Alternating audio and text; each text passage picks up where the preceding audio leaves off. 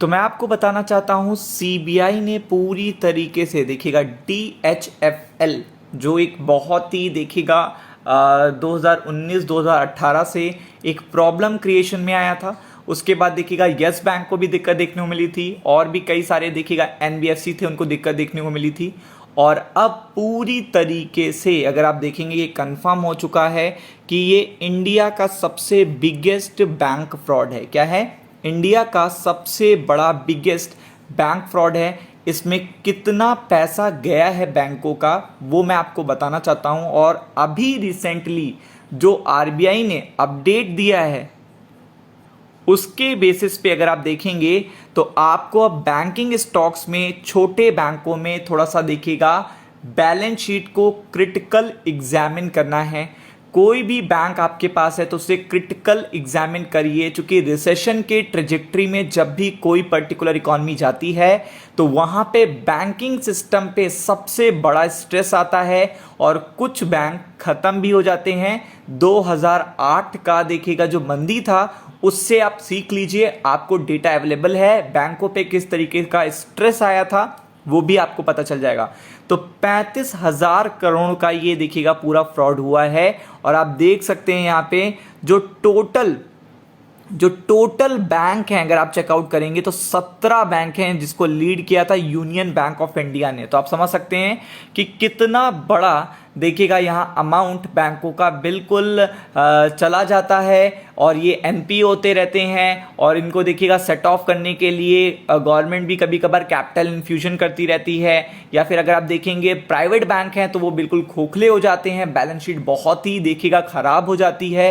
तो आप समझ सकते हैं कि क्रेडिट क्रिएशन करना बहुत आसान है, कह देना कि क्रेडिट क्रिएशन करो तो वो बहुत तेजी से हो जाता है, लेकिन क्रेडिट रिकवर करना, पैसा रिकवर करना इज़ अ डिफ़िकल्ट टास्क और वो हर बैंक नहीं कर पाता, वो केवल टॉप बैंक्स कर पाते हैं, क्योंकि उनकी जो पॉलिसी होती है, उनकी जो देखिएगा क्रिटिकल एग्जामिन जो देखिएगा चीज़ें होती हैं वो डिफरेंट लेवल की होती हैं।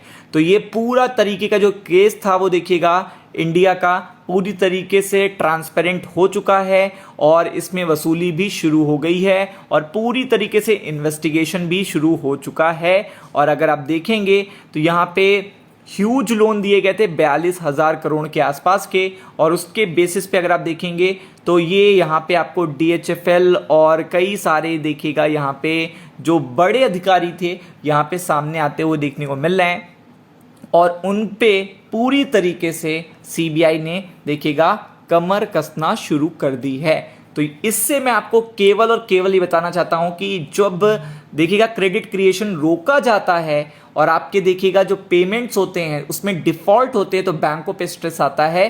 तो इस समय अगर आपके पास कोई भी बैंकिंग स्टॉक्स हैं तो अभी जुलाई से रिजल्ट शुरू हो जाएंगे, आप उसकी बैलेंस शीट को क्रिटिकल एग्जामिन करिए, उसकी एसेट क्वालिटी को क्रिटिकल एग्जामिन करिए, उसके एनपीए ग्रॉस एनपीए किस तरीके से बढ़ रहे हैं, किस तरीके से वो विंडो ड्रेसिंग कर रहा है, वो सब आपको देखना है। तभी आपको इन्वेस्टमेंट को कंटिन्यू रखना है, अदरवाइज हट जाना है, क्योंकि ये पर्टिकुलर फ्रॉड तो हो चुका है। लेकिन अभी रिसेंटली जो डेटा आया था अगर आप देखेंगे तो उसमें बताया गया है, एक तो ये चीज़ तो देखिएगा इंडिया का बिगेस्ट जो बैंक तो हो चुका है, जो आरबीआई ने अभी रिसेंटली बताया था कि कई सारे, जो आरबीआई की रिपोर्ट मैंने 2-3 दिन पहले प्रोवाइड करी थी तो उसमें बताया था कि कई सारे स्टेट, ये जो स्टेट हैं इसमें केरला भी है, अगर आप देखेंगे केरला भी है और WB भी है यानी वेस्ट बंगाल, ये बड़े स्टेट हैं। तो इन स्टेट्स में जो बैंक देखिएगा बहुत ही ज़्यादा वर्क करते हैं, बहुत ही ज़्यादा लेंडिंग प्रोवाइड करते हैं, वो बैंक अगर आपके पास हैं तो उसकी फाइनेंशियल स्टेटमेंट को कॉन्टिन्यू एग्जामिन करते रहिएगा। जैसे कि फॉर एग्जांपल मैं एक छोटा सा एग्जांपल ले रहा हूँ, मैं ऐसा नहीं कह रहा हूँ कि बैंक खराब है कि अच्छा है। जैसे कि आपके पास बंधन बैंक है तो बंधन बैंक वेस्ट बंगाल में इनका एक्सपोजर बहुत ज़्यादा है, इनका जो एक्सपोजर है वो बहुत ही ज़्यादा है। तो आपको फोकस करना है उसकी बैलेंस शीट पे, क्योंकि ये चीज़ बहुत ही इंपॉर्टेंट है। क्योंकि आपको पता है कि अगर पूरे के पूरे स्टेट इस तरीके से स्ट्रेस में आ रहे हैं तो बैंक तो स्ट्रेस में आएंगे ही आएंगे, क्योंकि जो ये डाइवर्सिफिकेशन किया जाता है वो गवर्नमेंट के थ्रू किया जाता है और जब डिफॉल्ट होते हैं तब प्राइवेट बैंक को इसका झटका झेलना पड़ता है।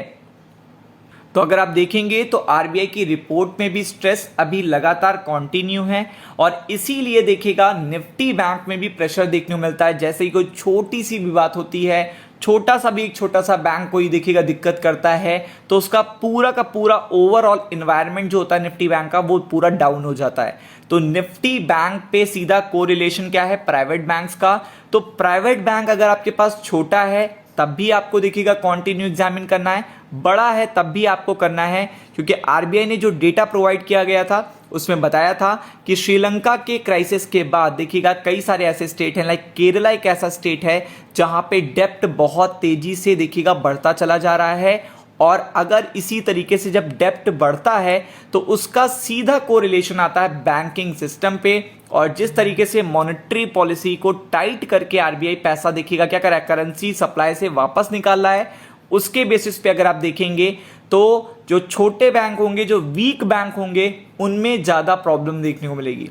क्योंकि क्रेडिट क्रिएशन जैसे फॉर एग्जांपल होता नहीं है कि जब आप 350 रन बनाते हैं, आपकी टीम 350 रन बनाती है, फिर 400 रन बनाती है, तो उसमें जब बॉलर होता है, जो बॉलर भी लास्ट में खेलने आता है वो भी छक्का लगा देता है। लेकिन कभी कभार आपकी टीम अगर 170 पे ऑल आउट होने वाली है या फिर 150 पे ऑल आउट होने वाली है तो अच्छे से अच्छा प्लेयर भी नहीं चल पाता। तो यही सेम सिनेरियो जब क्रेडिट क्रिएशन था तो उस समय तो सारे बैंक देखिएगा, सारी एनबीएफसी धड़ाधड़ चल रही थी। लेकिन जब देखिएगा रिसेशन का एक वो होता है ना कि लाइक सर्कुलेशन में अमाउंट कम हो रहा है, चलन में जो करेंसी है वो कम होती है, तब बैंकों पे स्ट्रेस आता है, छोटे बैंकों पे स्ट्रेस आता है, छोटे एनबीएफसीज पे जो अच्छी तरीके से एसेट क्वालिटी को मेंटेन नहीं कर रही थी। तो इसीलिए कहते हैं आज से ही स्टडी करना शुरू कर दीजिए आपके पास जो भी बैंक है। वीडियो अगर अच्छा लगा है तो लाइक शेयर सब्सक्राइब करना ना भूलेगा। Thank you so much.